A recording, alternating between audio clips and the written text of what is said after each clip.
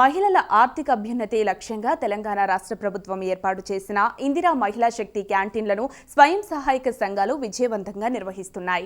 రాష్ట్రంలోని కొత్త కలెక్టరేట్లు, ప్రభుత్వ ఆసుపత్రులు, బస్టాండ్లు, పారిశ్రామిక ప్రాంతాల్లో వీటిని నిర్వహిస్తూ సంఘాల మహిళలు ఆర్థిక పరోభివృద్ధికి దిశగా అడుగులు వేస్తున్నారు.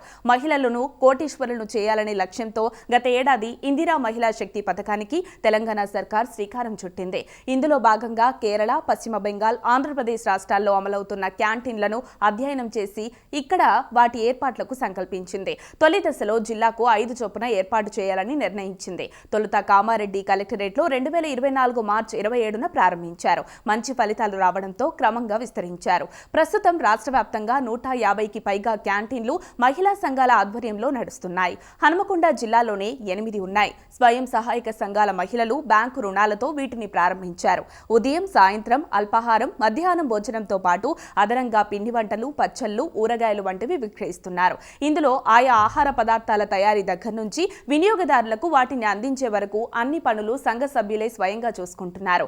విక్రయాలతో వచ్చిన ఆదాయంతో నెలవారీ వాయిదాలు చెల్లించుకుంటున్నారు. వాయిదాలు పోను మిగిలిన సొమ్ముతో ఆర్థికంగా నిలదొక్కుంటున్నారు. నాణ్యత, శుభ్రతకు ప్రాధాన్యమిస్తుండటంతో వినియోగదారుల నుంచి మంచి స్పందన లభిస్తోందని నిర్వాహకులు పేర్కొంటున్నారు.